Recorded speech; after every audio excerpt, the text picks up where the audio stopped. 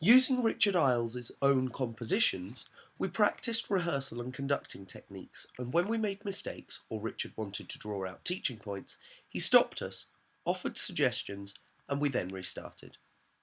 Description. Richard pointed out that, for rehearsals, musicians must be seated sensibly, pay attention, and be in tune and ready to play. He suggested various warm-up exercises and stressed that lighting and heating have to be right so that everyone is comfortable and best able to perform. Feelings. My initial feelings were of frustration, as I had covered this in detail with Rob Mitchell in Stage 1. I was happier to discuss the use of contrary motion scales for warming up and the need to assess the rehearsal environment, although I was a little embarrassed as I was criticised for not considering this in my Year 2 final performance assessment. Evaluation.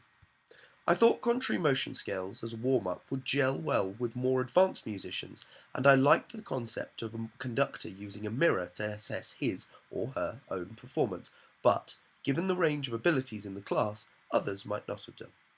On reflection, while some points seemed obvious, I have to consider them, and I accepted the need to reinforce them in the lesson.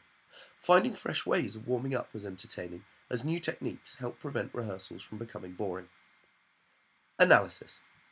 We extended the concepts in contemporary jazz orchestra with Tim Garland, including seating the ensemble in a circle to improve interaction.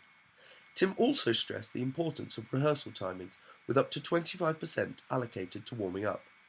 The need for variety was further underlined, such as using a range of warm-up exercises. Conclusion. This work underpins Stage 1 and added structure to my musical direction, but, due to class size, I was unable to explore several issues with Richard, like running separate rhythm section and frontline rehearsals. Perhaps musical direction should be in sets, matching the abilities of the individuals. Action plan.